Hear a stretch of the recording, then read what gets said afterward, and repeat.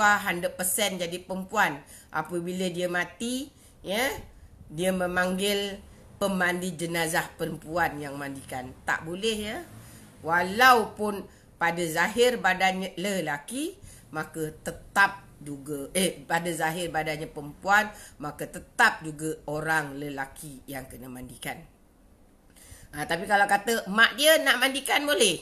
Katalah mak dia hidup lagi, kuat lagi, anak dia tu lelaki dah bertukar 100% perempuan, mak dia mandikan boleh? Boleh. Kalau mak dia makna mahram bagi dia lah, mahram bagi dia. Boleh. Adik-beradik dia yang perempuan yang mahram boleh. Tetapi kalau mak atau adik-beradik dia tak reti nak mandikan jenazah, tak tahu, maka dia swastakan, iaitu dipanggil pemandi jenazah. Maka yang kena mandikan lelaki, walaupun dah bertukar 100% perempuan. Jadi nak mengelakkan aib senang aja. Maknya lah dengan adik-beradiknya yang mandikan. Macam tu. Tapi itu kena belajar lah. Kena belajar macam mana cara-cara memandikan jenazah. Ya. Macam tu. Jadi kalau tak ada semua, maka tayamum sahaja. Jadi dia kata itu, ya. Jadi sambungannya lagi, bagaimanakah anggota-anggota yang bercerai. Jadi kat sini dia ada 2 hukum, iaitu bercerai hidup atau bercerai mati. Atau bercerai sebelum mati, atau bercerai dah mati. Ada 3. Ya. Satu yang bercerai hidup, contoh macam orang yang aksiden. Kakinya hancur, kata tulang kaki hancur. Doktor kata memang tak boleh sambung, tak boleh pasang besi dah, kena potong contoh. Dia hidup lagi. Doktor kata untuk menyelamatkan nyawanya, potong kaki, dia hidup lagi. Jadi macam mana nak menguruskannya? Macam tu. Jadi dia kata, adakah perlu kaki yang dipotong tadi dimandikan, dikapankan, disolatkan dan dikebumikan? Jadi macam tu. Jadi sebenarnya tidak, kalau dengar ya baik-baik audience, dia ada 3 hukum. 3. Kalau nak campur temuni jadi 4. Kalau tak temuni 3. Pertama, orang hidup potong. Kedua, dia hidup juga potong, lepas tu mati. Orang dah mati. Macam mana? Jadi kalau orang tu hidup lagi, contohlah macam orang kencing manis kan. Orang kencing manis katakan kaki ada masalah, potong kaki. Atau macam saya contoh tadi, aksiden. Jadi tak perlu, ya, tak perlu disolatkan, tak perlu dikapankan. Cuma patut basuh lah. Kalau ada darah, ada apa tu, basuh. Bukan mandi, wajib basuh. Beza. Mandi wajib dengan basuh beza. Basuh je, basuh bagi bersih, lepas tu dibungkus. Bukan dikapankan. Kalau kapan ni ada syaratnya, nanti 5 lapis, 3 lapis ke kan. Jadi ni tak dikapankan. Dibungkus saja. Maknanya lepas kita basuh kaki tadi, kita bungkus lah. Kalau macam berdarah-darah tu, nak elak dia berterabur, bungkus dulu dengan plastik. Lepas tu cover lah, bungkus lagi katakan dengan kain. Lepas tu wajib ditanam. Ya. Wajib ditanam tu bukan apa, menghormati anggota itu. Kalau kita buang kat kat tong sampah ke tempat pembuangan sampah, dia anggota badan kita kan, kena hormati. Nanti dimakan anjing ke, dimakan apa ke, atau bau dia busuk ke, dah mengganggu ketenteraman awam. Jadi ditanam. Ditanam tu perlu ke kat kubur? Tengok keadaan. Kalau kita duduk kat bandar, rumah flat, ataupun kondo,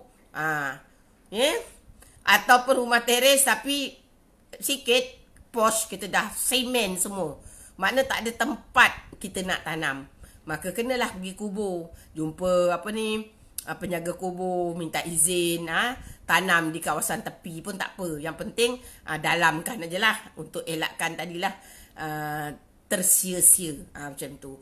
Tapi kalau kita ada rumah kampung dekat, boleh je bawa balik kampung, tanam kat dalam kebun kita.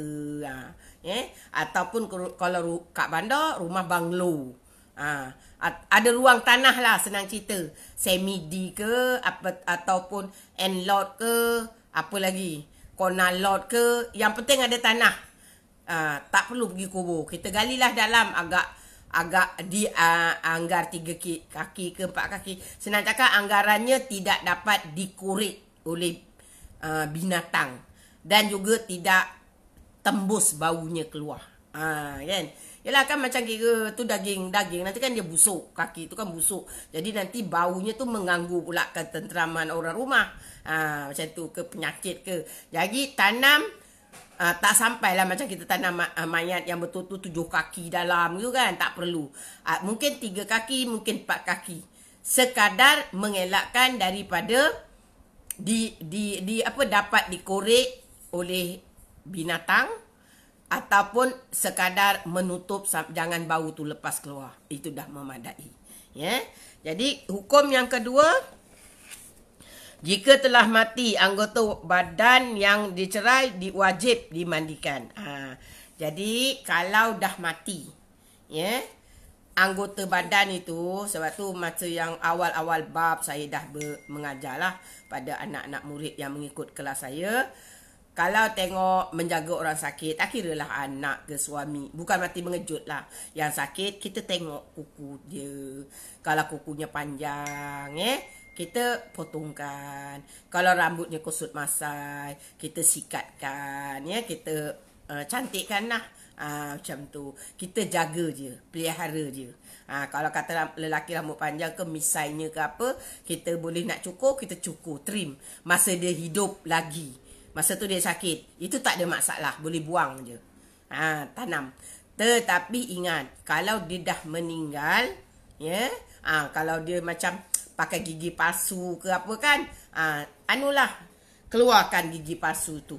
Masa dia sakit. Takut nanti sampai mati lupa nak tanggalkan. Macam itulah kita kan. Jadi kalau dia dah meninggal, waris tidak boleh lagi potong kuku dia.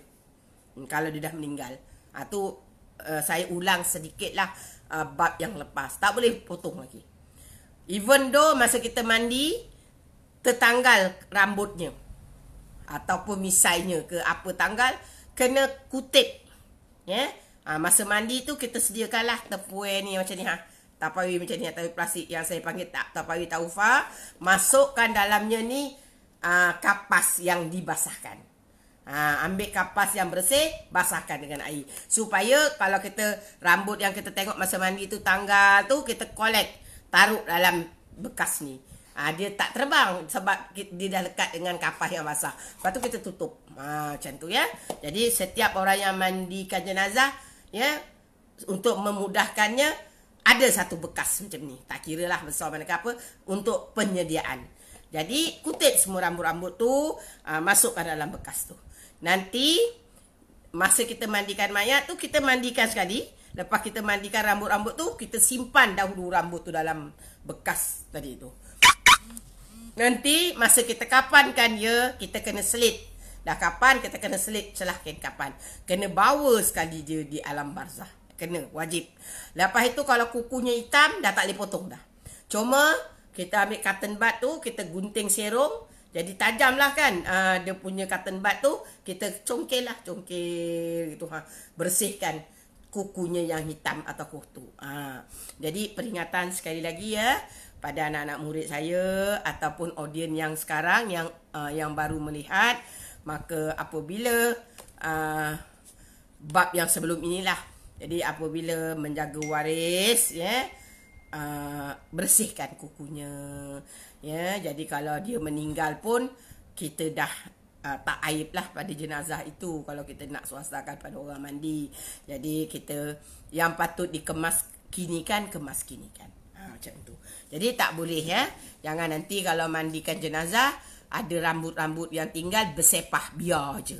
Tak boleh. Kena kutip semua, kena mandikan bersamanya. Lepas tu dah siap mandikan, asingkan dulu. Kita nak mandikan, ambil wuduk dia apa semua. Lepas itu nanti kita masukkan, selitkan dalam kain kapan, maka dibawa. Jika anggota itu bercerai, yakni anggota orang Islam. Ni ya. Ini kalau yang jenis mati kemalangan. Contoh kapal terbang meletup. Macam dulu cerita kat Tanjung Kupang kan. Jadi dalam kapal terbang tu memanglah kalau kita tengok daftar tu ada orang Islam dan bukan Islam. Dia dah bergaul. Macam yang terbaru itu hari di Indonesia kan. Yang dia meletup kat laut, yang daripada Jakarta nak pergi Pontianak. Flight apa, saya lupa dah nama flightnya. Maka memang nampak dekat atas laut tu kulit-kulit daging berterabur. Jadi macam mana? Macam mana cara nak memandikan kapan? Memandikan dan mengkapankan jenazah yang begini. Jadi ada dari segi fake dia mengatakan kita hanya kena ambil niat kerana Allah, kita bagi dua mayat tu. Kalau katakan dalam kapal terbang tu ada 3 agama, contoh Islam, Kristian, Buddha. Jadi orang Kristian pun dia nak cara amal cara Kristian, orang Buddha pun cara amal Buddha. Orang Islam dah memang semestinya cara Islam. Jadi dibagi 3 lah. Cuma tengok pada pendaftaran itu mayat apa masa masuk dalam isi kapal terbang tu berapa ramai orang Islam, berapa ramai orang Kristian, berapa ramai orang Buddha, contoh. Jadi kalau katalah ada 100 orang, ditengok pendaftaran itu 50 orang Islam, contoh. Jadi bagi 2 dulu. Jadi kita bagi 2, yang ni maknanya ini 50% orang Islam punya. Ada baki 50%, dilihatlah katakan Kristian berapa persen. Dibuat kira. Tapi bukan terlalu tepat anggaran. Jadi katakan Kristian banyak lagi 30 ataupun 35. Belen tu agama katakan agama Buddha, contoh je lah. Jadi ambil lagi lah. Ataupun ada lagi Hindu lagi, contoh. Jadi katakan Hindu seorang je, contoh. Buddha lebih. Jadi agaklah kita bagi. Kalau Hindu seorang tu sikit je lah. Macam tu. Tapi memang dah tak boleh diasingkan sebab dia dah bergaul. Jadi kita ambil niat dengan Allah sahaja. Kita ambil macam tu, bagi. Selepas kita bagikan, baru kita uruskan. Jadi mayatnya dah lagi hancur, tak boleh mandikan lagi. Jadi caranya cari kain kasa. Atau orang kata kasa lah kan, yang apa tu, kain yang macam serban tu, yang jarang, macam tudung bawal lah, yang jarang, yang kalau kita puncut tu macam kain sup bunjut. Kain sup bunjut, faham tak? Kita masukkan kain yang jenis macam tu, masukkan daging, ya, ataupun tulang, ataupun apa tadi, rambut ke apa yang kita nampak tadi, yang dah bahagian kita, masukkan dalam apa tadi, kain tadi. Selepas tu kita lalukan air. Ambil air paip ke, sama ada tuang pakai tekuh ke, pakai paip ke, kita ni lah lalukan gitu. Kita niatkan, aku mandikan jenazah ini kerana Allah Ta'ala. Aku mandikan jenazah Islam ini kerana Allah Ta'ala. Macam tu je. Kita pun mandikan macam itulah. Sebab apa kena tapis? Sebab kalau kita tak tapis nanti dia hancur. Lagi satu kan dia kena lalukan air. Kalau kita masukkan dalam bekas, macam dikatakan tong, kita masuk, kita kacau itu, nanti dia bertakung jadi mustakmal. Jadi caranya kita cari kain tapis. Kain itulah kita panggil kat sini kain kasa. Kain kasa ya. Yang untuk orang jenisnya tu, kalau nak tengok macam orang buat sup bunjut tu, kain tu. Jadi masukkan isi-isi mayat yang terabur, kita lalukan air. Ya, kita lalukan air 2-3 kali, kita niat itu kita mandikan jenazah. Selepas itu kita perah lah. Perah, lepas tu kita gantikan kain itu, kita kapankan. Tapi kapan pun kalau 3 lapis ke 5 lapis, kecil je lah secukup kain itu. Itu selepas itu dah kita kapankan, kita solatkan. Jadi kalau ada lelaki perempuan dalam pendaftaran itu, maka imam buat ni lah, lelaki perempuan kan. Kalau doanya, kalau lelaki Allahumma ighfir lahu kan. Kalau perempuan Allahumma ighfir laha. Kalau dah bercampur, kita imam baca Allahumma ighfir lahum. Macam tu ya. Jadi itu caranya. Kita dah tak boleh lagi nak memilih apalah. Jadi itu kita serah pada Allah. Nanti Allah pandailah. Mungkin nanti kali kita ambil pengasingan, Allah bagi yang betul Islam masuk kat sini. Macam tu. Jadi macam tu. Jadi kalau lepas tu kuburannya pun kita itulah kita kuburkan satu kubur je. Tak boleh kata ada 50 orang 50 kubur, tak. Jadi kalau siapa-siapa yang duduk Johor nak tengok contohnya tu ada kat Kebun Teh tu. Kubur kemalangan kapal terbang tahun 78 kot. Tanjung Kupang, Gelang Patah. Ada ya dekat Kebun Teh. Dia buat 2 kubur. 2 kubur besar tu, lepas tu dia buat macam papan memory lah. Dia tulis situ nama mayat-mayat tu yang Islam. Lepas tu yang ini dia kata orang Islam punya, yang ini non-Islam. Macam tu ya. Jadi itu kena tahulah.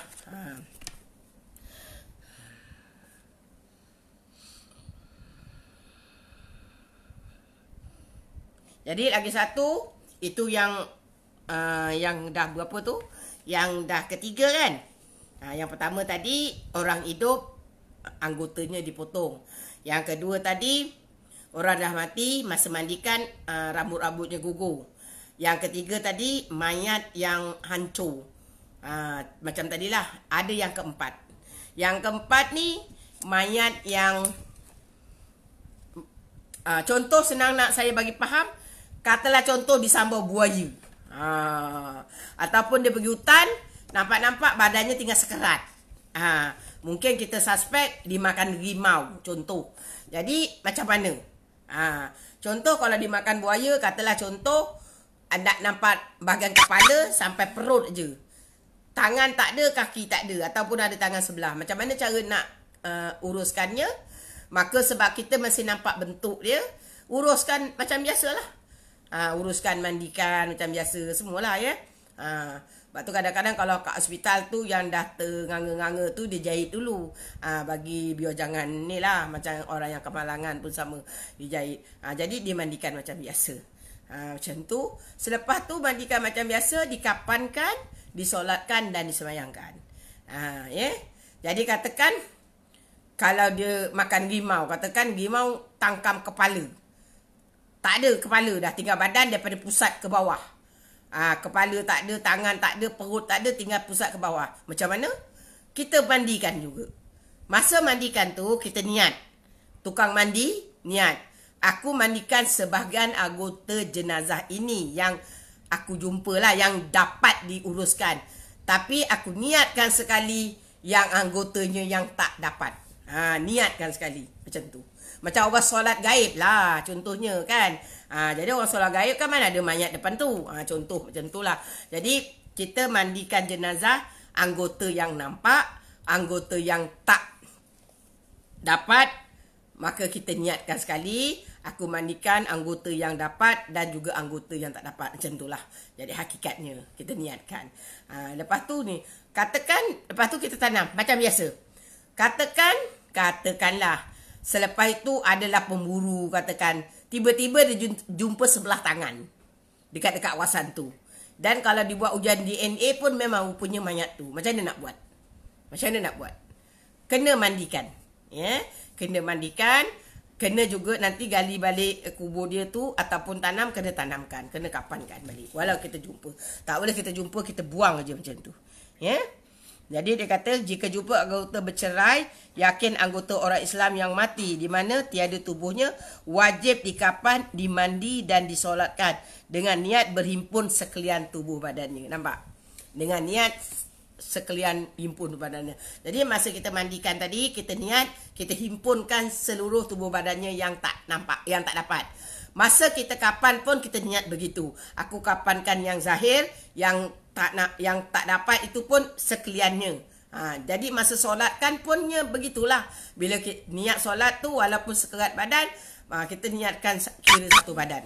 Begitu juga masa kita kebumikan, kita niatkan kita ke bumi satu badan. Ya, jadi macam tu.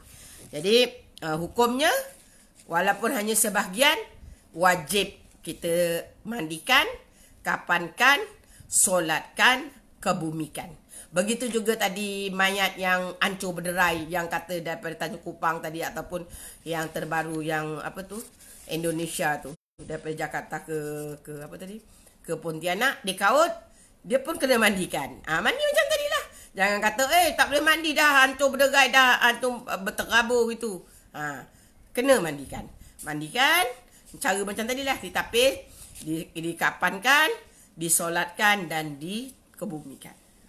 Begitu juga kalau mayat accident katakan budak kecil kena langgar dengan lori trailer, hancur dekat atas jalan raya, maka wajiblah dikaut seberapa yang kita boleh dapat. Sapu kalau dah tak boleh, dah hancur berderai kecil kan, nak kutip pun tak boleh, maka kita carilah sapu baru. Niat bukan menghina mayat, tapi niat nak mengambil. Sapu pakai tadah sapu, macam tu. Kena kaut. Bukan kata kita ambil air pemancit, kita pancit aja buang, macam tu tak boleh. Kita kena ambil lah mana yang dapat. Macam tu ya. Jadi itu hukum sambungan pada mandi tadi. Jadi yang seterusnya ya, bahagian yang last, dia kata kat sini tembuni ataupun uri. Ya. Ianya bukan dari bahagian anggota kanak-kanak, maka basuh, bungkus dan tanam. Jadi bahagian tembuni ni dia bukan anggota kanak-kanak. Dia cuma kata orang sumber makanan anak daripada ibu. Walaupun begitu, dia pun daripada manusia juga, maka kena hormati. Jadi macam mana cara menghormatinya? Basuh, bungkus, tanam. Jadi kita basuh tu buang kekotoran, bungkus tu takkan nak tanam bulat-bulat macam tu. Bungkus tu sebagai menghormatinya, dan tanam itu mengelakkan daripada dimakan binatang. Dan juga kita menghormatinya dia supaya baunya kan pun temuni kalau busuk pun berbau. Macam tu. Jadi dekat sini tak perlulah nak kata macam orang dulu-dulu kan. Oi, tanam temuni taruh apa yangnya?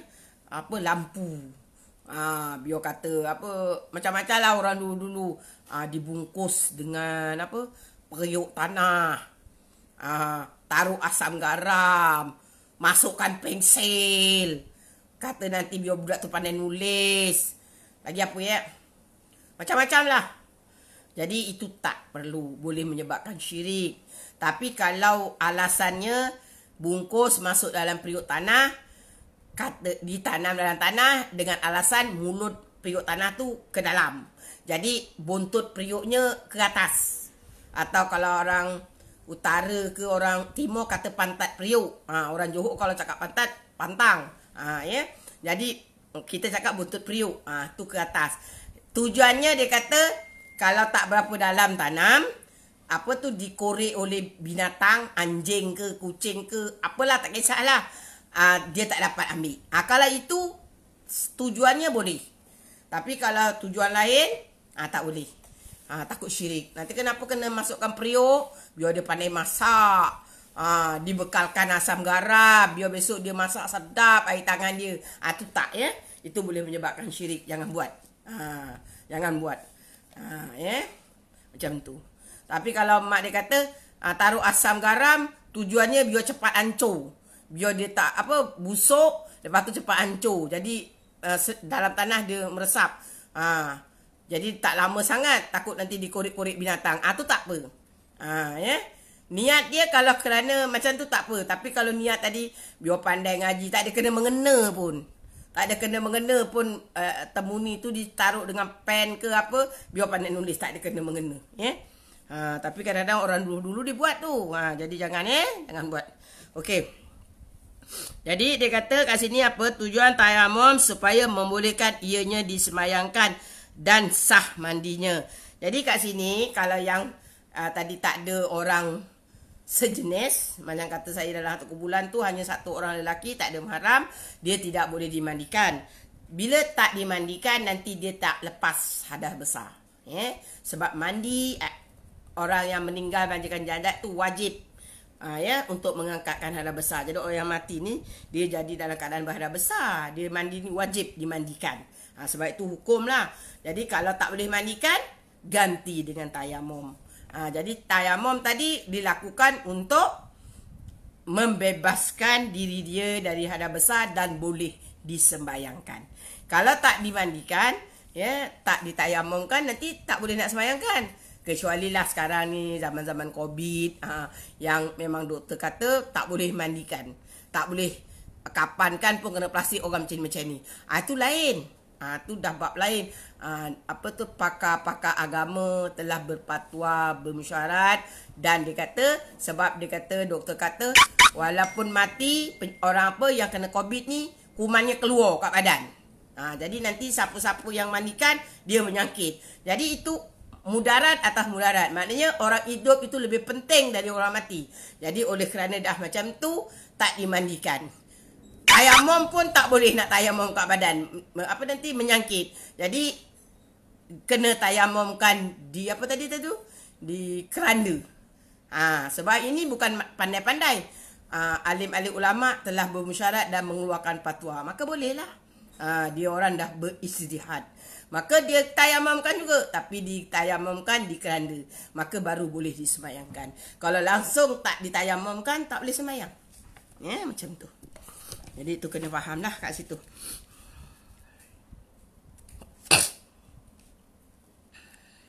Jadi dia kata, mayat lelaki jika tidak ada lelaki lain untuk memandikan dan tidak ada mahram perempuan termasuk isterinya. Tu dia kata kat sini ya, yang kena tayamum. Yang kena tayamum kalau mayat lelaki itu tak ada lelaki. Seorang pun tak ada lelaki. Dan kalau perempuan itu tak ada mahramnya, iaitu isterinya ataupun anak perempuannya tak ada, maka kena tayamumkan. Jadi dia kata kalau mayat perempuan pun samalah terbalikannya. Tak ada satu orang perempuan ataupun kalau lelaki suaminya sebagai mahramnya. Maka kena juga tayamumkan. Atau juga mahram anak lelaki dia lah. Macam tu. Jadi kalau lelaki ke kanak. Jadi dia kata kalau kanak-kanak lelaki yang belum dikhatan. Maka kalau kanak-kanak lelaki yang belum dikhatan, kena dua-dua. Mandikan dahulu macam biasa. Selepas itu ditayamumkan. Kenapa? Sebab dia dah mati. Normally kulup dia tu dah tak boleh nak ditarik. Dah tak boleh nak tarik. Jadi maaf cakap ya, saya cakap direct, tapi bukan niat nak mencarut, mengumpat melucah, sebab ini hukum. Jadi kenapa kena tayamumkan walaupun dah mandi? Kerana kepala hasyafah, kepala zakar itu sebenarnya anggota luar. Jadi kalau dia tak disunatkan, kulupnya tadi dah kejung, tak boleh ditarik, maka kepala hasyafahnya tadi tidak kena air. Maka tayamum wajib diguna pakai kerana menutupi anggota yang tak kena. Macam tu. Jadi untuk kanak-kanak lelaki yang belum berkhatan, maka diwajibkan mandi dan juga tayamum. Begitu juga kepada orang lelaki yang dah dewasa yang tak bersunat. Ada macam kata contoh, dia baru masuk Islam. Hari ni katakan masuk Islam. Jadi belum sempat nak bersunat. Sebab kan biasa kalau nak masuk Islam tak adalah kata sunat dulu baru masuk Islam. Masuk Islam dulu. Lepas tu dah masuk Islam, barulah cari tukang sunat ke apa. Jadi tak sempat lagi nak bersunat, dia meninggal. Contoh.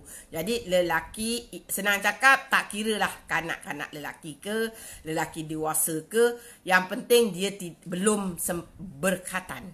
Maka dia kena dimandikan dan juga kena ditayamumkan. Tayamum itu sebagai ganti kerana ada anggota badannya yang tidak kena air, iaitu kepala hasyafahnya. Okey ya.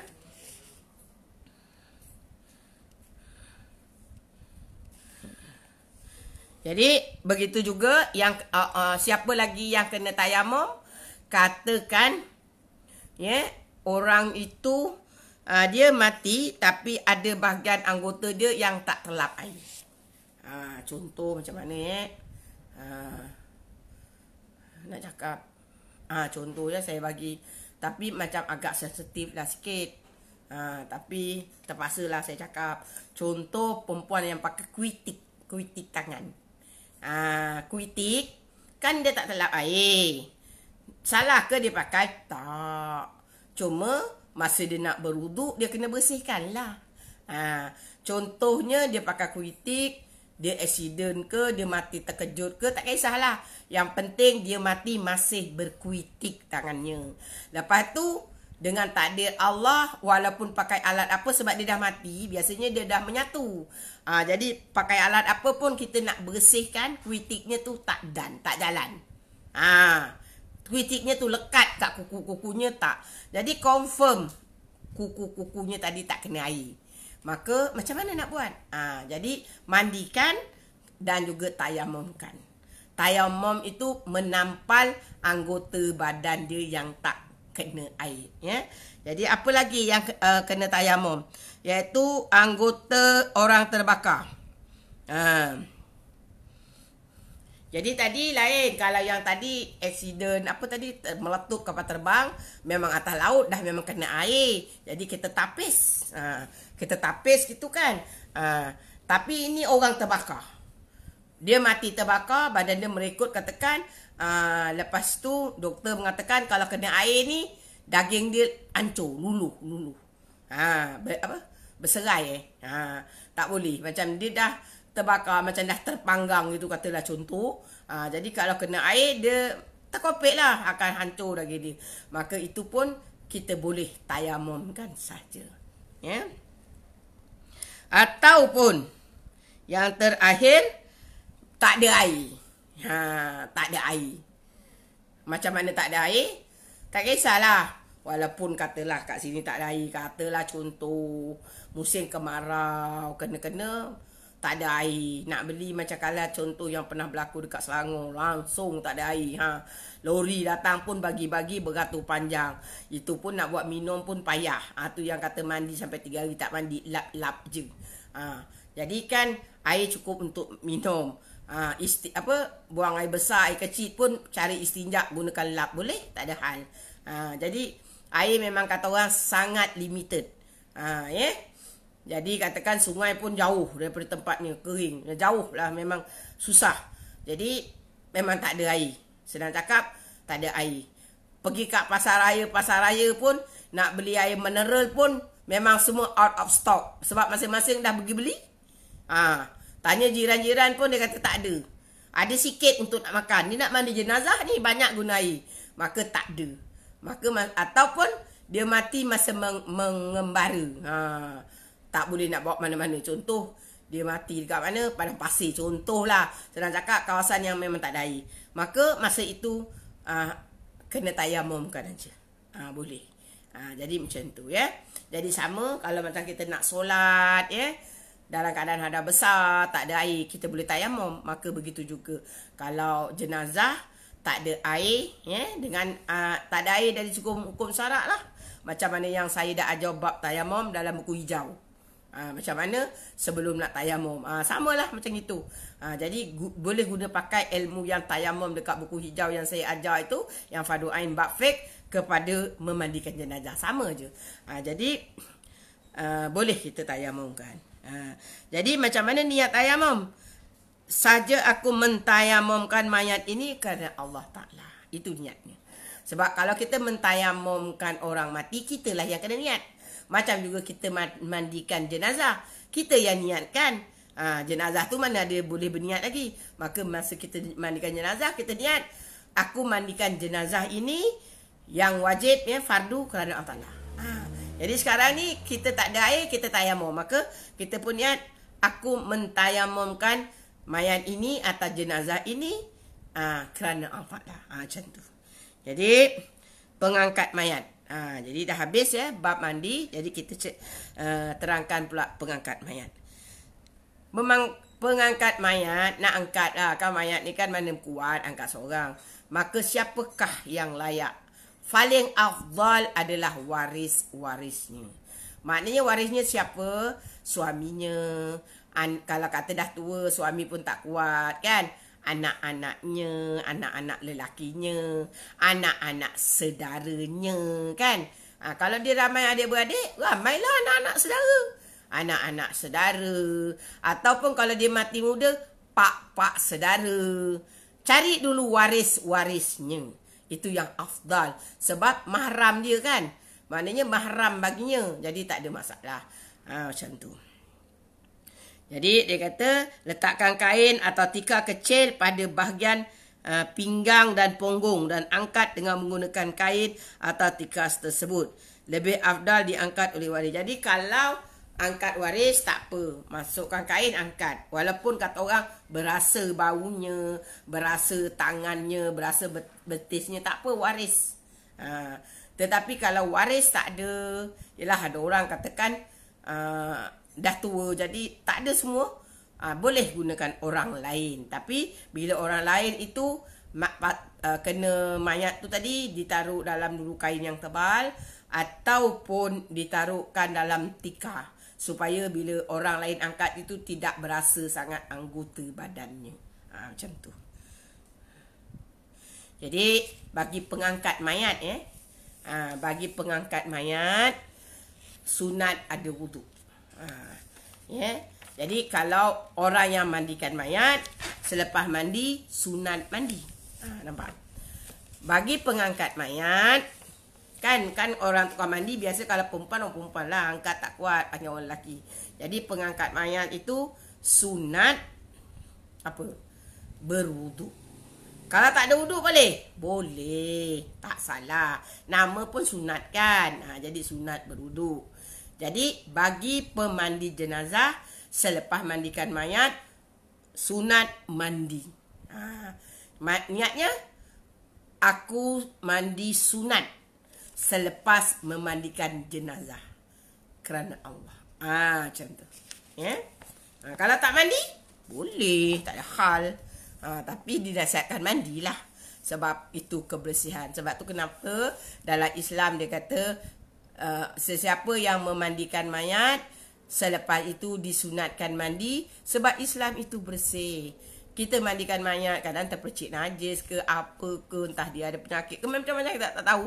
Ataupun kadang-kadang setan menampil kat badan. Jadi orang yang lemah semangat kan malah mengigau.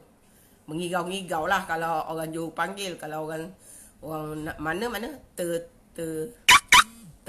terganggu mimpinya, katakan contoh. Jadi mandi. Bila mandi tu insya-Allah, bila kita mandi tu semuanya akan keluar lah. Jadi memberi kesegaran. Kita dah cuci kepala kita apa semua kan. Bila mandi sunat tu seluruh badan lah, termasuk basahkan kepala. Jadi lepas kan kita dah mandikan mayat kan penat. Jadi bila kita mandi tadi, insya-Allah kesegaran itu kembali. Macam tu, sebab tu sunat hukumnya mandi. Jadi cuma kat sini ada, lepas itu dia kata yang ke-32 orang yang mati syahid. Bagaimanakah orang yang mati syahid? Jadi ini syahid ada dua, syahid ada dua. Satu dipanggil syahid dunia akhirat. Macam zaman Rasulullah, orang yang berperang kerana Allah Ta'ala, orang yang dibunuh kerana mempertahankan, macam raja yang zalim kan. Dia kata apa? Kau mesti masuk agamaku. Kau tak boleh masuk, kau keluar daripada Islam. Kau tak boleh cakap Muhammad itu Nabi. Kau tak boleh cakap itu Tuhan kau, Allah itu. Tak. Katakan, ni kau sembah patung. Dia kata tak nak. Dia kata kalau kau tak nak, aku bunuh kau.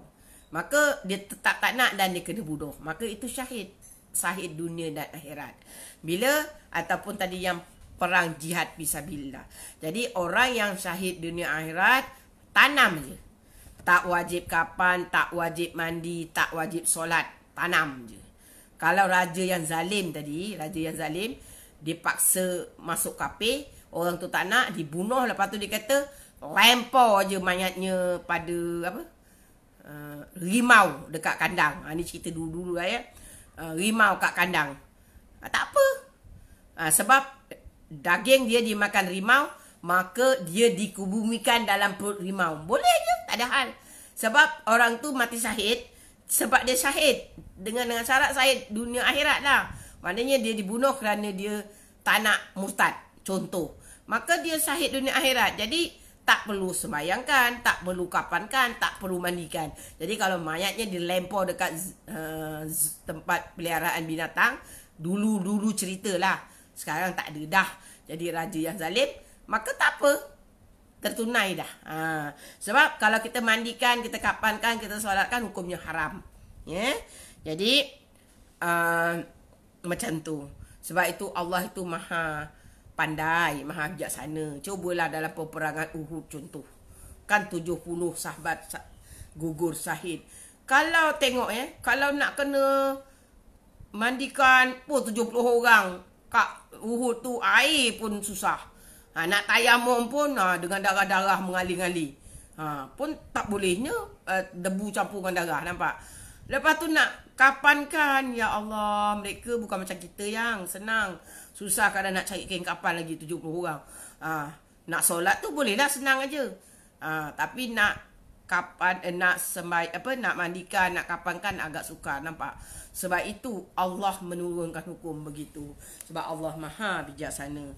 Jadi dia kata, kalau syahid akhirat, jangan pula kita buat macam tu. Contoh syahid akhirat, mati kerana sakit COVID-19 ke, mati kerana apa yang demam malaria ke, mati kerana lemas ke, mati kerana bersalin ke, mati kerana terbakar ke, dia panggil syahid akhirat.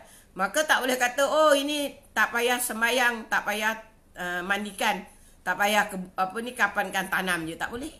Sebab dia syahid, tapi dia syahid akhirat, kena juga dimandikan, dikapankan, disolatkan dan ditanam.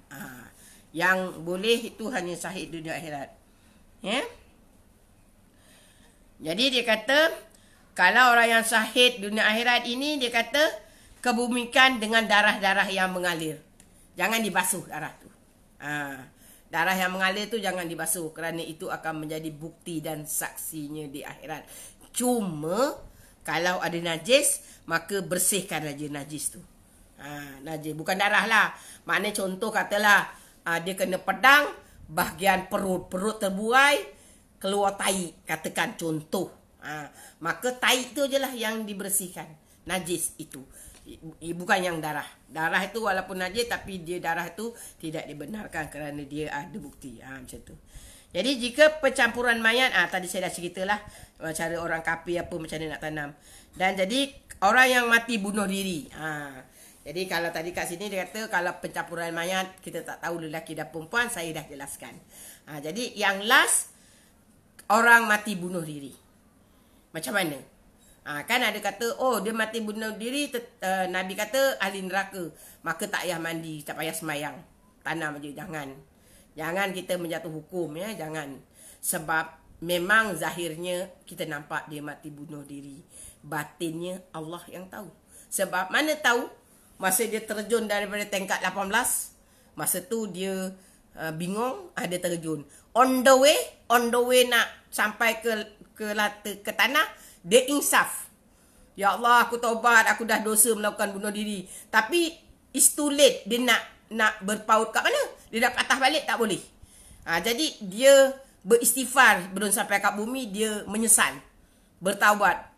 Nyawa belum sampai kat rarah. Kan yang tak diterima taubat tu nyawa sampai kat rarah. Dia nak patah balik, tak boleh. Sebab dia tak pakai parachut tu, tak pakai apa. Kalau dia nak bunuh diri terjun dengan payung terjun, dia tak buka payung terjun tu.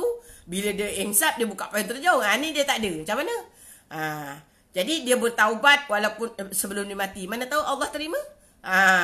Jadi kita jangan simply nak jatuh hukum. Tak boleh. Begitu juga macam orang yang nak menggantung diri. Contoh, dia nak menggantung diri, dia seorang-seorang kat rumah.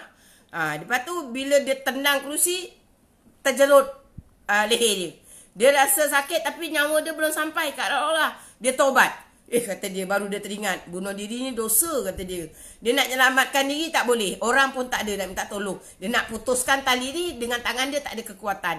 Tetapi dia nak patah balik, tak dapat. Tapi zahirnya tak dapat, batinnya dia dah taubat. Ya Allah, aku ni tadi dah terlajak. Ya Allah, aku taubat, aku tak nak bunuh diri. Tapi dia cuba nak putuskan, tak boleh. Mana tahu? Kita tak tahu. Itu hubungan dia dengan Allah. Sebab tu dari hukum zahir, orang yang bunuh diri, kita kena juga kendalikan dia seperti mayat orang Islam yang lain. Kalau di Islam, kita kena mandikan dia, kita kena kapankan dia, kita kena solatkan dia, dan kita kena tanam ke bumi tempat orang Islam, bukan diasing-asingkan. Itulah pendapat yang mutabar. Jangan pandai-pandai jatuh hukum. Oh, ni dia bunuh diri, tak payah mandi, tak payah kapan, tak payah sembahyang, tanam je. Jangan. Jangan ya. Jadi itu. Jadi habis ya. Habis bab memandikan. Okey, sekarang saya tukar kepada bab baru, iaitu menziarahi kematian. Jadi ya, dalam menziarahi kematian ni pun ada adab-adabnya, bukan tak ada adab. Jadi adabnya seperti mana syariat anjurlah, bukan kita meniru adab orang lain. Yang pertama ya, masa kita menziarahi itu, kita merenung mengenang si mati dahulunya. Ya, mengecap nikmat hidup. Mana yang tu kita kena fikir diri kita. Kalau kita pergi kat kawan kita yang katalah harta dunia dia melempah ruah, kita pun tengok kata. Walaupun melempah ruah ya, tapi semua tinggal. Apa yang dibawa hanya kain kapan, contoh. Ya, jadi kita menginsafi diri kita. Adakah harta yang kita perolehi ini 100% halal, ataupun harta yang kita perolehi ini haram? Jadi bagi orang yang bekerja lah. Jadi kalau kata nak cuba rasuah ke, nak cuba pecah amanah ke, kita kena fikir harta ini kita tak bawa mati. Walaupun harta itu kita tak bawa mati, tapi perbuatan itu kita buat mati. Itu yang tak tahan tu. Maknanya perbuatan baik kita pun dibawa mati. Mana tu amalan. Perbuatan jahat kita pun dibawa mati. Tu. Jadi kalau buat baik bawa mati, alhamdulillah. Yang tak nak ni, yang tak baik dibawa mati. Hartanya digunakan oleh warisnya. Waris tak dosa guna. Lagi-lagi kalau dia tak tahu. Yang berdosanya kita yang menanggung. Itu satu. Jadi ya, yang itu dari segi, saya cerita dari segi zahir batin dulu. Nanti saya cerita dari segi zahirnya. Jadi yang kedua, bersangka baik dengan mayat. Jadi kalau mayat tu mati, dia dah pas. Dia dah lepas dengan Allah, tak ada dia kan. Jadi kita sangka baik. Jangan kita sangka buruk. Dia ni macam ni lah, ni dia mati macam ni lah, ni tak ni lah. Dulu dia jahat lah, gini lah, padan muka dia ni lah. Jangan. Sebab dia dah mati. Kita nak minta maaf pun susah. Sebab Nabi kata, orang yang mati ini sebenarnya memberi keselesaan pada orang yang hidup. Apa yang selesa orang hidup? Kalau dia jahat, maka dia dah tak dapat buat jahat lagi. Tak mengganggu orang lain. Maknanya kita dapat kebaikan daripada itu kan. Jadi jangan. Macam tu. Jadi apa lagi dia kata?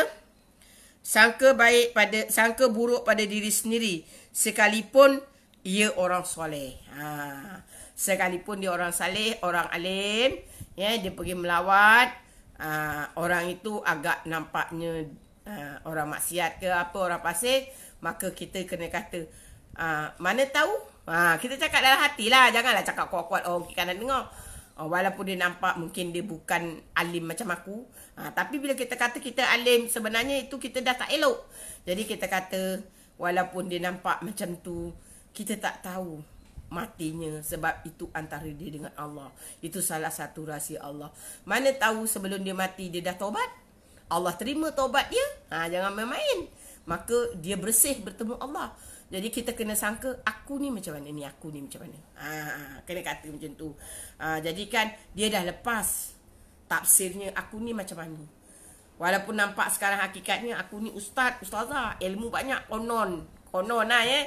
Nyampaikan ilmu sana sini kononnya. Jangan anggap kita baik. Sebab apa? Ketentuan itu semua Allah yang tentu. Jadi kita kata, aku ni besok mati macam mana ya? Mudah-mudahan aku ni mati dalam keadaan husnul khotimah ya Allah. Mudah-mudahan. Jangan kata, aku confirm dah mati dalam keadaan husnul khotimah. Aku baik apa? Aku selalu ajar orang buat tu buat ni. No, tak ada. Sebab apa? Itu hak Allah, rahsia Allah. Sebab apa? Bila kita rasa kita baik, itu sebenarnya kita dah tak baik. Macam tu. Jadi yang keempat, ini termasuk dalam bab zahir. Dilarang berbual-bual yang benda lara, benda tak faedah. Kau datang, contoh ya, saya bagi contoh.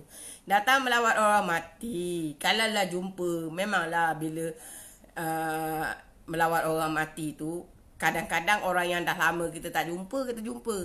Kena kita melawat mati warisnya kan. Kerana warisnya tu kawan kita sekolah. Contoh kan. Mestilah baru jumpa. Sebab entah dia dah duduk mana. Banyak pula kita tanya. Kau sekarang anak berapa? Duduk mana? Apa-apa macam ni? Anak kau berapa? Jangan. Orang tu tengah sedih, kau tanya macam-macam. Jangan. Walaupun tak berdosa, tapi dia panggil lara. Dilarang. Kalau yang tak berdosa lara pun dilarang, apakan lagi mengumpat. Ni kadang-kadang pergi melawat ramai boleh termengumpat. Jadi lagikan mengumpat. Jangan macam tu. Jadi banyakkan berdiam. Kalau ada kat situ Yasin ke apa, kadang-kadang kan atas zikir, teruslah ambil Yasin baca. Memang katanya orang golongan muda bid'ah baca Yasin depan mayat. Coba fikir, bid'ah tak bid'ah itu nombor 2. Yang pertama, daripada awak duduk ngadap mayat kat tepi mayat tu bual yang tidak-tidak, kan lebih baik awak ambil Yasin baca. Kalau sampai pada mayat tu, alhamdulillah. Kalau tak sampai pada mayat tu pun untuk diri kita. Untuk diri kita, kita baca Yasin. Kan ada faedahnya. Daripada kita membual, membawang ke. Kat situ je, kita ambil yang kat situ. Kadang sekarang ni, zaman-zaman sekarang ni, banyak sangat perkara yang semua nak dibid'ahkan. Sikit-sikit bid'ah, sikit-sikit bid'ah. Jadi tak perlu. Kita ambil je yang baik. Daripada awak duduk bual-bual, nanti termengata ke, tak sadar diri ke, terketawa, terbahak-bahak. Buat lucu, katakan buat. Lepas tu, bual-bual. Lepas tu ada yang menggelikan hati, ketawa. Ha gitu. Mana boleh. Orang dalam keadaan waris, dalam keadaan kesusahan. Kita datang melawat. Kali dia tengok kita happy sangat, ketawa. Kita ketawa bukan pasal dia mak dia ke meninggal. Kita ketawa pasal ada kelucuan. Tapi kan dah mengguris hati dan perasaan waris. Waris kata sampai hati dia datang ketawa. Mak aku ninggal aku macam ni sedih. Bapa aku ninggal ke suami aku ninggal aku macam ni sedih. Dia boleh gelak-gelak ketawa sampai hati Makna kata orang putih, you tak masuk dalam kasut mereka. Perbuatan itu dah berdosa. Pasal dah menyakitkan hati orang lain. Walaupun kalau kita kata, alah waris tu sangka buruk. Dia sangka buruk pasal perbuatan awak. Jadi jangan sampai perbuatan kita menjadikan dia sangka buruk dengan kita. Itu adab dalam menziarahi. Ingat tu. Jadi nak elakkan bual, zikir. Sekarang ni pun ada ni tasbih ni ni. Baca zikir aja lah. Kita duduk diam zikir. Jadi kalau orang nak bual dengan kita, dia zikir sebab astagfirullah, astagfirullah ya Allah. Bila orang bual lagi ajak kita bual besar faham baca, kita kuatkan. Kita kuatkan bukan niat nak nyedek. Kalau kata, ni. Kita pun kata nak negur takut. Nak negur nanti, jangan bual lah, tak baik dosa. Nanti orang kata, macam lah, alim noh ke apa. Jadi, orang ni kita buat macam bodoh-bodoh pekat telinga je. Dia buat-buat, kita buat macam tunduk. Bukan kita nak show up. Kita nak menghalang biar perbualan yang lara tu berhenti. Jadi kita subhanallah, subhanallah, subhanallah, subhanallah, subhanallah, subhanallah. Lama orang sebelah tu pening dia. Ni ingatnya pekak kan orang ni. Aku nak tanya pun tak jawab. Macam tu. Jadi itu cara kita amar ma'ruf nahi mungkar.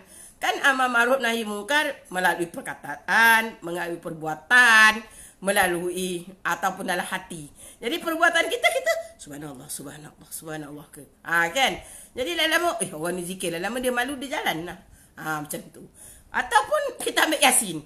Ambil Yasin, kita baca Yasin. Dah kita baca Yasin, takkan orang nak jawal. Itulah caranya. Tak ada apa bid'ah-bid'ahnya. Tak ada kata bid'ah sesat. Baca Yasin depan mayat bid'ah. Bid'ah pun tak apalah. Tapi bid'ah tu tak ada haramnya. Walaupun kata Nabi tak buat baca Yasin depan mayat, Nabi tak buat, maka buat tu bid'ah. Pada saya, baca Yasin. Bid'ah tu apa? Benda yang baru. Jangan cakap benda yang baru tu semua jadi haram, berdosa, masuk neraka. Tak adanya. Takkan baca Yasin pun bid'ah. Baca Yasin tu kan sunat. Apa masalahnya? Macam tu je. Tapi janganlah berlawan depan mayat ke depan orang macam tu. Kita macam ni je. Pekakkan telinga, macam seolah-olah kita pekak. Kita baca je buat berdoa. Kata orang putih, McDonald. Lantaklah kau. Macam tu je. Jadi macam tu. Yang ke zahirnya tadi pertama, dari segi percakapan jaga. Jangan ingat jangan sampai menunjukkan suka bila melawat mayat.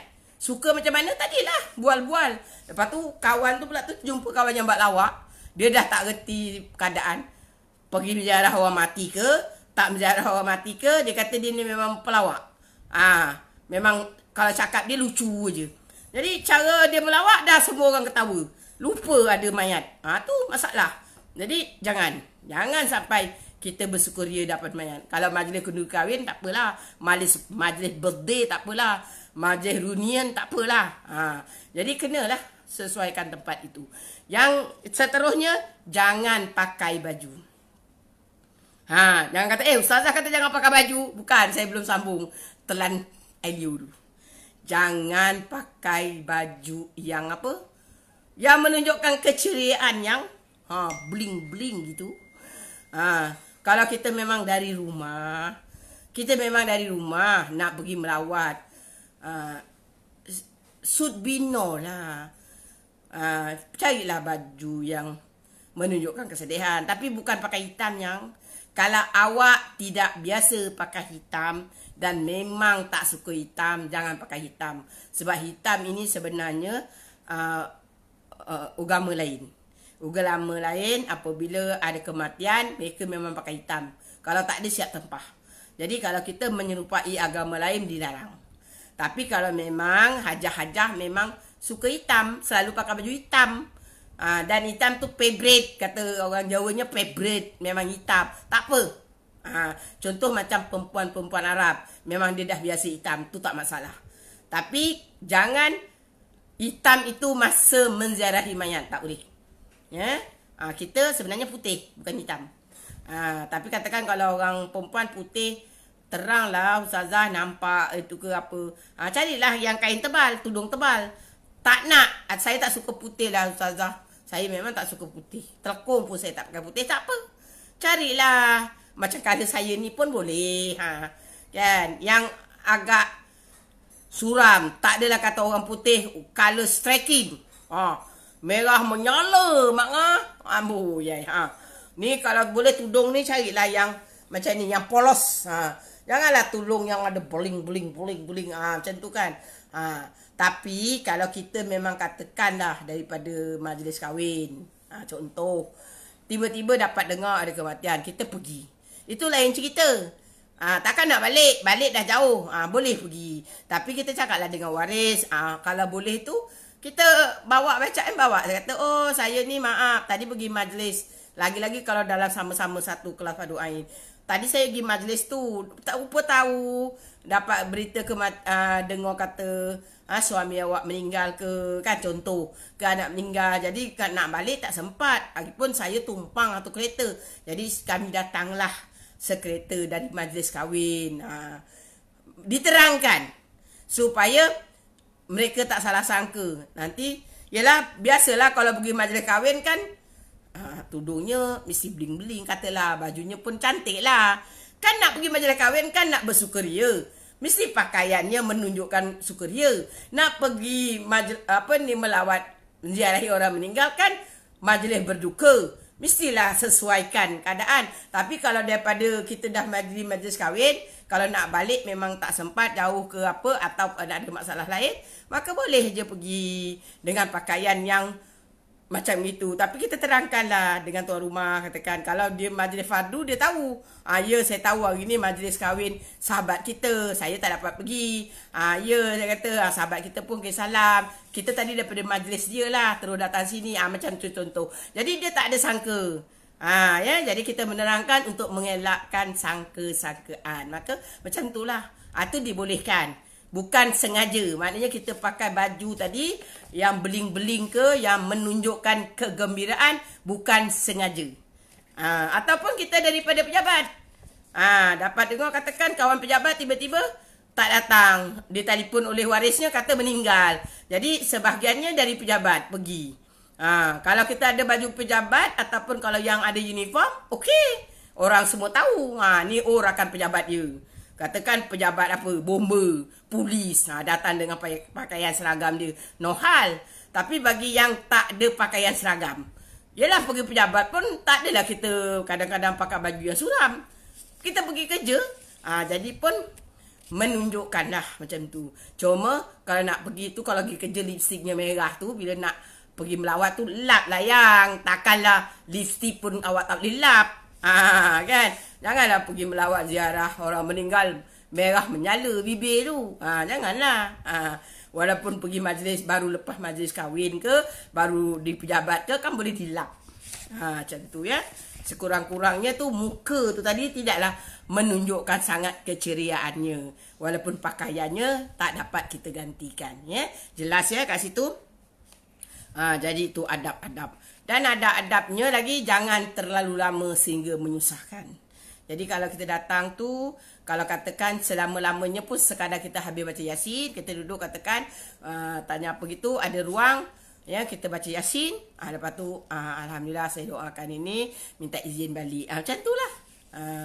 Ya, jadi tak ada perlu lagi kata nak nengok air ke minum. Air mana? Air. Aku haus ni kata tak ada. Ya, jadi kita menjarahi orang mati, kita jangan pula menyediakan air. Dan adabnya jiran sebelah. Jiran yang terdekat yang menyediakan makanan untuk tetamu-tetamu yang hadir. Okey, soalan. Ada soalan ni.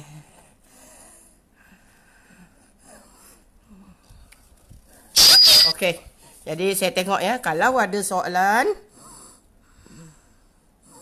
saya akan ni. Okey, daripada Puan Rozaidah Saim Anissa. Assalamualaikum. Waalaikumsalam. Nak tanya sikit, kalau tukang mandi mayat tak jaga aurat si mati. Oh, ini. Sebab itu yang dalam memandikan mayat ni, dia bab ni dah lepas lagi yang bertanya. Saya dah terangkan pada anak-anak murid saya, kena jaga. Walaupun orang yang mandi mayat, haram hukumnya melihat aurat si mati. Jadi ada caranya yang, ada caranya kita kena tutup ya. Saya berpesan kat sini, jangan gunakan kain basahan yang tutup mayat itu pakai warna putih. Kain putih jangan. Bila dia kena air, dia throw and see. Tak boleh. Kena pakai kain batik. Kain batik yang biasa je, tak kisah. Digunting. Kain batik tu bukan batik lepas. Kain batik biasa tu yang pakaian di air jari tu, gunting. Lepaskan, tutup. Kalau perempuan pun auratnya dari pusat sampai lutut. Dan juga sebab ini sambungan, macam saya katalah sambungan. Jadi untuk yang tanya tu saya terangkanlah sikit. Jadi haram juga bagi si mandi memegang kemaluan. Nak basuh, nak cebok kencing, cebok berak, memegang kemaluan even though mak dia atau ayah dia, haram tanpa lapik. Haram. Kecuali suami atau isteri. Suami isteri tak apa, tak payah lapik. Tapi kalau anak mandikan mak, bahagian kubur dan dubur, iaitu nak cebokkan kemaluan paras dia dan dubur dia biar bersih, wajib berlapik. Tu pakai sarung tangan. Sama ada sarung tangan kain atau sarung tangan yang macam doktor tu. Wajib, bukan sunat. Wajib untuk mencebok berak najis di kemaluan. Jadi di bahagian aurat tu pun pakai sarung tangan. Tak boleh lihat, gaba je. Itu ada. Nanti apabila itulah ya, mungkin dalam live ni tak dapatlah nak tunjuk macam mana. Sebab nanti apabila PKP atau PKPB berakhir, saya akan buat praktikal mandi mayat di tempat saya mengajar layang. Jadi untuk audience tak dapat lah. Macam tu. Untuk audience tak dapat ya. Tapi untuk bukan audience yang maya lah, yang dekat, memang nanti kita akan ada praktikal selepas tidak berlakunya PK maaflah sebut pun tak pandai. Inilah COVID ni lah. Kalau dah lepas, boleh kita bertemu, maka saya akan beritahu admin bila saya akan buat secara praktikal memandikan mayat. Macam tu. Ya. Jadi memang kena tutup dengan kain batik. Biasa saya mandikan mayat, saya memerlukan 6 helai kain batik. Kain batik pertama tutup untuk istinja. Lepas tu nanti bila nak ambil wuduk, satu kain batik lagi. Nak mandi, satu kain batik lagi lah. Macam tu. Jadi teori dia tak akan sama. Definitely teori tak akan sama dengan praktikal. Tapi Teori untuk dapatkan ilmu dulu, praktikal mendapatkan ilmu secara nak mandi yang betul lah. Tapi yang penting aurat memang kena jaga. Sebab itu pun bila saya ajar ataupun saya mandikan mayat, sama ada saya yang mencebokkan kencing atau berak dia atas anak-anak dia, kita nak lihat sama ada dah bersih atau tidak menggunakan kapas. Contoh, selepas kita cebok berak dia, maka saya akan ambil kapas, saya akan raba je ya. Raba pakai sarung tangan, raba di lubang dubur dia, kita akan lap macam tu. Lap macam tu, kita akan ambil, bawa keluar, tengok adakah lagi najis dekat kapas tu. Kalau ada, kita masukkan getah, kita cuci lagi.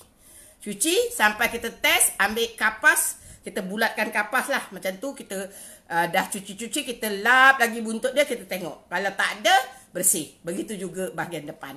Bahagian depan kita cuci ya. Sampai kat lubang dia tu kita masukkan sikit lah. Kita cuci, selepas tu kita ambil kapas, kita akan korek bahagian tu, kita lap. Lepas tu kita angkat keluar, tengok ada tanda tak. Kalau masih ada, maknanya belum bersih, kita cuci lagi. Jadi nak tengok kemaluan depan belakang dia bersih, bukan kita tengok macam ini. Kita ambil kapas atau kain putih, kita lap dan kita ambil kain tu, kita tengok. Begitu. Okey. Jadi ini ada 15 minit. Saya semaklah kalau ada lagi yang nak bertanya ya, saya akan jawab pertanyaan. Oh, location saya. Saya duduk kat Taman Renting Masai. Pasir Gudang. Dan saya akan buat praktikal di mana-mana ada kelas masjid dan surau yang saya ngajar lah. Contohnya, saya ada ngajar di Taman Renting pun ada. Kat surau. Lepas tu saya ada ngajar Taman Renting, ada 2 tempat saya ngajar. Tapi dah lepas lah bahagian praktikal jenazah. Tapi saya juga ada ngajar di Taman Impian Mas, masjid. Dan juga di mana ni? Rumah Ngaji Bidadari Surga pun ada. Ya. Jadi cuma kalau ada setengah-setengah juga helwa, perkumpulan wanita ya, yang di daerah Johor Bahru ataupun sekitarnya lah, sampai kat Kulai ke kat mana, pernah juga panggil saya membuat yang fast tracknya tu, yang 1 hari dari pagi sampai petang secara tak macam ni lah. Yang ni kena lama sebab ini ada 7 bab. Ini detail daripada jaga orang sakit, macam mana nak ambilkan sembahyang orang sakit semua, sampai apa baru nak meninggal ke apa semua, menghadap orang nak mati semualah. Tapi kalau yang hanya khas untuk nak belajar mandikan mayat secara teori dan praktikal, 1 hari tu dan lah. Belah pagi saya ajar teori, belah petang saya ajar praktikal. Ada juga perkumpulan wanita ya, yang panggil saya lah 1 hari, insya-Allah. Untuk panggil saya tak ada masalah sebab saya ada tauliah ya. Saya ada tauliah daripada Jabatan Agama Johor, mengajar bab ni lah, fardu ain dan apa. Jadi tak bimbang kalau masjid nak panggil ke apa. Untuk negeri Johor memang diwajibkan ada tauliah baru boleh. Jadi insya-Allah bagi siapa-siapa ya nak panggil saya untuk ajar teori dan praktikal fast track 1 hari, boleh, tak ada masalah. Boleh hubungi saya ya. PM saya ya, macam itulah. Ataupun boleh bertanya dengan admin pun boleh bagi juga nombor telefon saya dan alamat saya, insya-Allah. Jadi ada lagi tak yang nak tanya?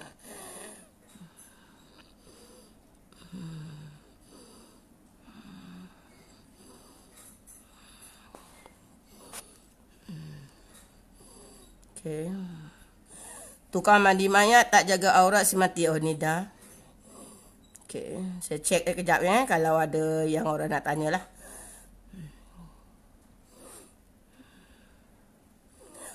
Color kelabu boleh Ustazah? Boleh. Yang penting jangan hitam. Kalau memang hajah-hajah tak pakai hitam. Ada orang siap tempah lagi baju hitam simpan. Dia kata, I tak suka hitam, tapi I ada satu baju hitam, I timpan. Buat apa?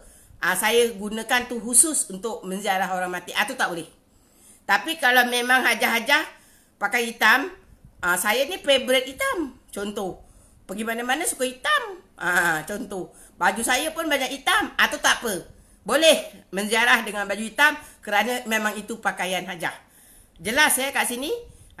Jadi kalau khusus pakaian hitam hanya untuk menziarahi jenazah, tak boleh. Sebab itu menyerupai agama lain. Tetapi kalau memang itu pakaian kita, contoh macam saya kata tadi lah, orang Arab kan memang hitam pakaian dia, tak apa. Faham tapi maksud saya tu jangan striking colour lah. Kalau colour kelabu boleh, colour coklat boleh, kuning-kuning cair pun boleh. Yang penting bila orang tengok, tak nampak lah baju tu macam keceriaan. Macam tu. Sebab kita ni sunat sama-sama macam mana, kawan kita dalam keadaan kesedihan, jadi kita sunat lah sama-sama merasa sedih, macam tu.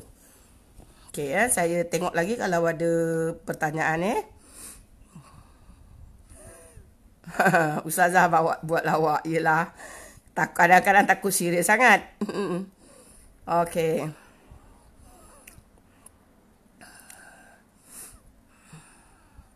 Okey, nampak saya nampak tak ada Saya nampak tak ada.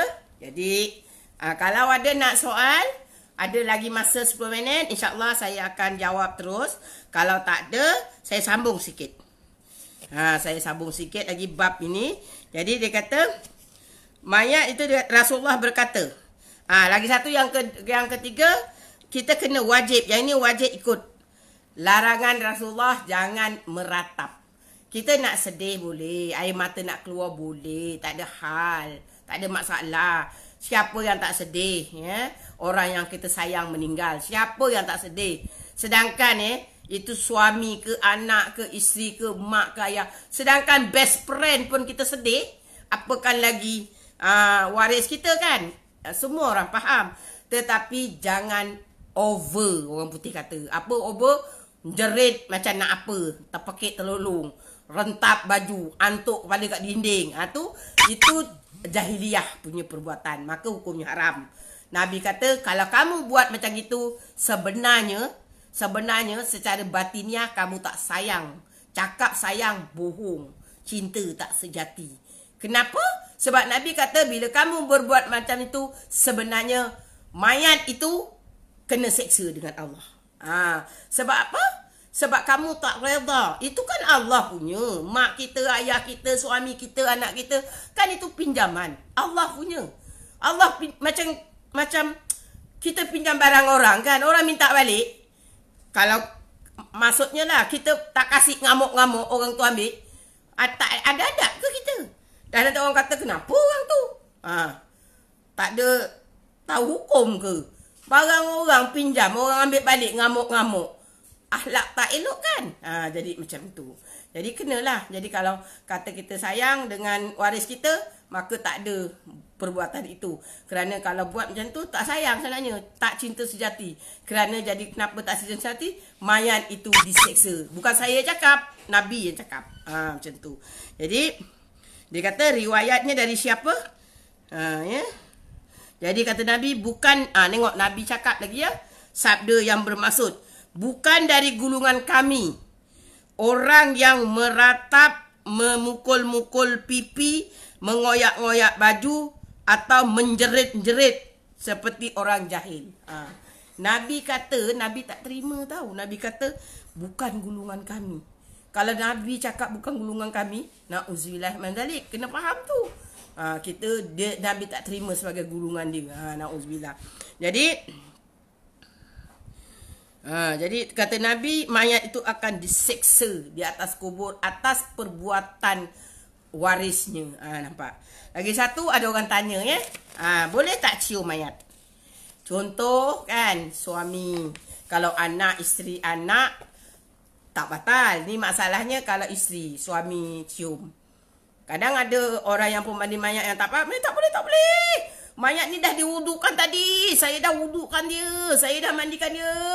Awak tak boleh cium dia. Batal wuduk mayat.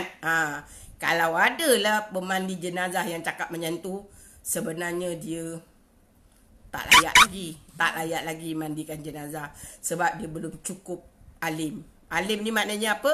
Belum cukup ilmu. Belum cukup ilmu fiqh dia mengenai jenazah. Sebenarnya no problem, kata orang putih. Admin, ingat tu kalau Ustazah Misnah dah cakap Inggeris tu, understood tak? Kena take seriously. No problem. Boleh aja. Yang batal suaminya. Kata isterinya meninggal, suaminya cium. No problem. Tetapi make sure.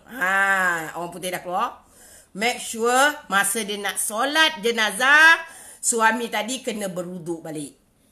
Jangan dah masa buka muka kan sebelum tutup kegapan kan dipanggil, pemandi panggil siapa-siapa nak tengok buat kali terakhir, katalah contoh. Jadi datang, suaminya pun cium. Lepas cium kan diangkat pergi nak solat. Dia pun terus solat jenazah. Sedih, panik, maka orang keliling termasuk anak ataupun warisnya ingatkan, tadi ayah dah cium arwah mak. Ayah dah cium mayat mak, ayah dah batal wudu, maka ayah nak solat jenazah mak, ambil wudu dulu. Jadi orang yang hidup wudunya batal. Orang yang dah mati tak ada apa-apa. Orang yang dah mati wudunya tak batal. Sebab yang ambilkan wudunya pun orang yang hidup. Kan aku mengambilkan wudu atas jenazah ini, atas mayat ini kerana Allah. Orang yang hidup ambilkan dia wudu. Mana dia pandai ambil wuduk sendiri? Coba dia bangun, aku nak ambil wuduk, kata dia. Pertampia semua orang yang tengah mandikan mayat tu. Mau dia sekarang menjerit semua lari sekarang. Tengok kenapa mayat bangun cakap nak ambil wuduk sendiri. Ya betul. Lepas dia ambil wuduk, dia baring balik. Semua tak berani nak nyambung kain kapal. Semua nanti buka tabir. Tak berani nak ngapankan dia. Nyanyi kau. Kan? Jadi orang mati tak batal wuduk dia. Yang batal orang hidup. Tu kena ingat. Jadi lepas kalau anak lelaki cium mayat tak ada masalah, tak batal. Menantu lelaki cium mak mentua dia tak batal sebab dia dah jadi mahram kan, mahram mendatang dan kekal. Anak saudara cium mak saudara dia tak batal walaupun lelaki. Jadi kena tahulah mana yang mahram. Cuma yang kena ambil semayang siapa? Itulah suami dia. Suami dia seorang je. Only one. Anak saudara, pak saudara. Tapi jangan ipo-ipo Ipo-ipo tak main. Katakan dia ada adik-beradik perempuan. Ipo dia kan abang ipo. Abang ipo tak boleh cium ya yang. Abang ipo tu mahram mendatang tapi tak kekal. Tetap bukan mahram. Dia cuma tak boleh kahwin dengan adik dia, dengan ipo dia pasal hukum Islam mengatakan haram disatukan dua adik-beradik dalam satu pernikahan. Maknanya kalau dah nikah akak, tak boleh kahwin dengan adik. Anak saudara tak boleh. Tunggu dia mati atau orang kata cerai, salin tikau baru boleh. Jadi jangan kata sebab tak boleh nikah jadi mahram. Tak. Dia tak jadi mahram.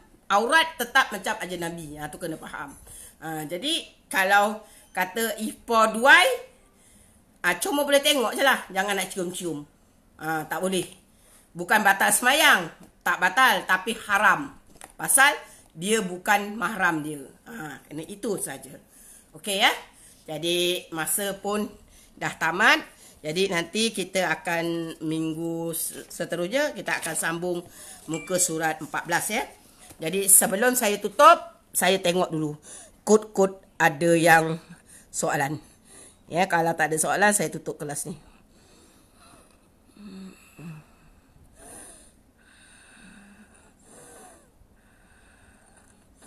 Okey, ada soalan daripada Rosidah Harun.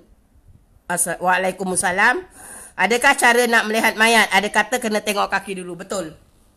Lupa. Tak apa. Sebab ini sebenarnya saya dah terangkan bab lain. Bab lain. Tapi Hajah ni orang baru agaknya pertanyaan betul. Macam saya dulu berguru pun dengan guru saya ya. Masa nak kata ukur mayat. Kan mayat tu kita kena ukur sebab kita nak potong kain kafan. Maka guru saya berpesan jangan tengok muka mayat. Kerana dia kata itu petua. Bukan kata haram. Dia kata petua. Saya tanya dengan guru saya kenapa. Dia kata tengok kaki mayat dahulu. Jangan tengok muka. Kerana dia kata kalau kita tak tahu. Bukan kata nak sangka buruk. Ini untuk jaga kemaslahatan ke diri kita. Ya, takut kena badi mayat satu. Kedua, kalau mayat tu orang dulu-dulu kadang dia adalah entah saka ke, ilmu tak betul ke. Nanti benda setan dia tu kat muka tau duduk. Jadi kadang kita buka muka tengok, kalau kita jenis yang lemah semangat, tu yang balik tu kena macam-macam. Jadi kita kena buka dulu kaki untuk pemandi mayat. Memanglah buka kaki, baca selawat, lepas tu buka kaki, sebut nama dia. Tanya dengan waris siapa nama dia. Katakan namanya Hajah Kalsum. Jadi, Assalamualaikum Hajah Kalsum. Saya minta izin ya menguruskan hajah, memandikan dan mengafankan. Jadi minta maaf, saya nak ukur badan hajah untuk nak buat baju kapan. Macam tu. Itu adab dia. Walaupun orang dah mati, kita beradab. InsyaAllah kita tak kena badi mayat. Jadi kadang-kadang orang kena badi mayat ni, dia tak hormat mayat. Dia mandi mayat tu je macam apa. Jadi kena ya hormat. Sebab mayat ni sama je. Dia hidup ke, kita kena hormat. Dia dah mati pun kita kena hormat. Ya, tu ada. Nanti memang adalah ilmu-ilmu bagi siapa yang nak mandi mayat tu ada. Memang kena. Itu petua. Ya. Petua. Sebab itu saya nasihatkan siapa-siapa lah yang menziarahi mayat, jangan simply datang je buka muka. Datang je buka muka. Tak perlu. Kalau kita datang, jumpa waris, ucap takziah, baca Yasin dah. Jangan datang buka muka. Datang buka muka tengok. Ya, lagi-lagi itu bukan mahram kita. Sebenarnya tak boleh kita buka muka tengok-tengok muka dia. Macam tu. Okey, saya tengok lagi kalau ada. Kalau tak ada, saya tutup. Okey, tak ada ya nampaknya. Alhamdulillah Hazza Aris. Memang ilmunya semua saya halalkan kerana Allah. Ambil lah, mudah-mudahan Allah redha. Ustazah perempuan tak boleh ikut jenazah ke kubur ke? Norzilah binti Mustafa. Jenazah ibu akan malu juga apa ni? Adakah dibolehkan anak lelaki mandikan jenazah ibunya? Jenazah akan malu jika situasi macam tu walaupun kita tak nampak situasi malu je. Okey, pertanyaan dua. Satu, yang ini nanti saya akan jawab lebih kepada bab ziarah kubur. Boleh ke perempuan pergi kubur? Tak boleh sebenarnya ya.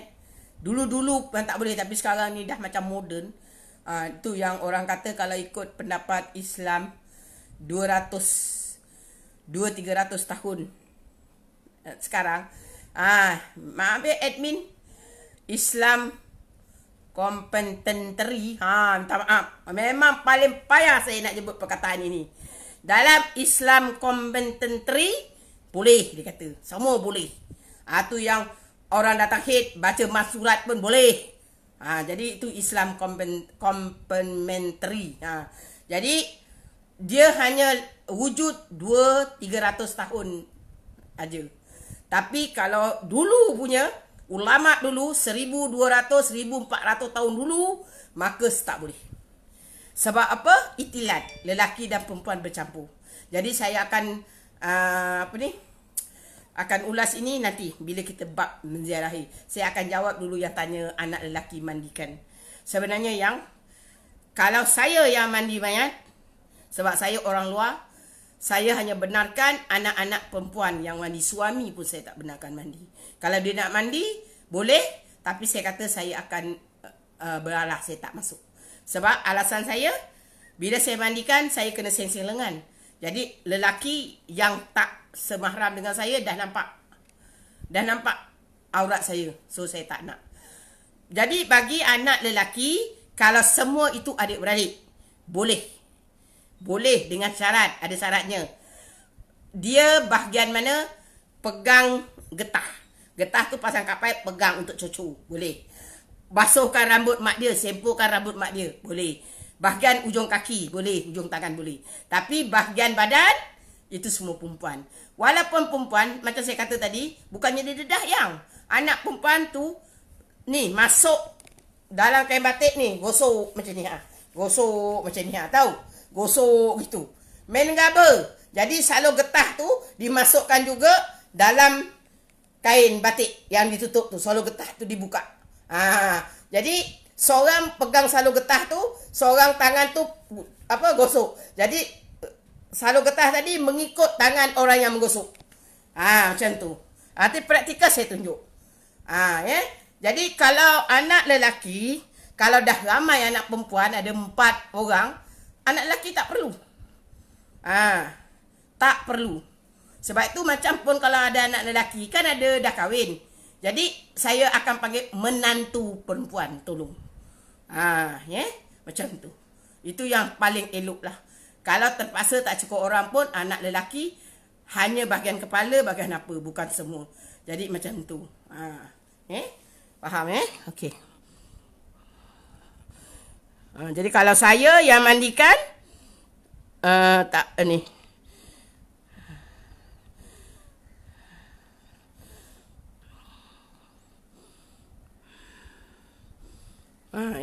Jadi macam tu. Sebab itu kadang-kadang kalau tak ada, maka itu jatuh hukum tayamum. Sebab apa hukum tayamum? Dimandikan sebahagian, jadi katakan lelaki pada aurat dia tadi. Kemaluan, dubur dan dubur tak boleh. Jadi itu nanti ditampung dengan tayamum. Macam tu. Jadi itu kena. Tu kena faham lah kat situ. Okey ya. Jadi masa pun dah over. Jadi alhamdulillah saya tutup majlis ini dengan tasbih kifarah dan surah wal as. Astaghfirullah. Subhanakallah. Bismillahirrahmanirrahim. Wal as inna insana wa amilus solihat wa tawasaw bil haqq wa a'udzu billahi minasyaitonir rajim. Bismillahirrahmanirrahim. Alhamdulillahi rabbil alamin wassalatu wassalamu ala asrafil anbiya'i wal mursalin wa ala alihi wa sahbihi wasallam walhamdulillahi rabbil alamin. Ya Allah, ya Tuhan kami, jadikanlah perjumpaan kami pada hari ini, ya Allah, perjumpaan yang kau barakahi dan kau rahmati, ya Allah. Ya Allah, ya Tuhan kami, jadikanlah segala ilmu yang kami pelajari pada hari ini, ya Allah, ilmu yang bermanfaat pada kami, ya Allah. Ya Allah, ya Tuhan kami, jadikanlah juga perpisahan kami pada hari ini, ya Allah, perpisahan yang kau redai, ya Allah. Rabbana la tuzigh qulubana ba'da idh hadaitana wa hab lana min ladunka rahmah innaka antal wahhab. Rabbana atina fid dunya hasanah wa fil akhirati hasanah wa qina azabannar. Wa sallallahu ala sayidina Muhammad wa ala alihi wa sahbihi wasallam walhamdulillahi rabbil alamin. Taqabbalallahu minkum. Jadi saya mengundurkan diri. Saya minta maaf banyak-banyak di atas apa-apa saja perkataan saya yang tidak enak didengar. Itu adalah kelemahan dari saya. Yang baik semuanya dari Allah. Jadi mudah-mudahan ilmu yang saya sampaikan sedikit ini mendapat manfaat kepada audiens semua. Dan juga di akhir kata saya mengucapkan terima kasih dan tahniah kepada admin Rumah Mengaji Negeri Johor yang bertungkus lumus untuk menjalankan tanggungjawab mereka untuk menjayakan majlis ini. Tahniah dan terima kasih. Mudah-mudahan ada 111 orang yang melihat ini, maka anda semua admin tadi mendapat pahala setiap orang yang mengikuti ini, sama ada secara live dan juga nanti mungkin pertambahan masa rakaman, insya-Allah. Mudah-mudahan itu semua akan menjadi amal jariah kita kepada Allah Subhanahu wa taala. Assalamualaikum warahmatullahi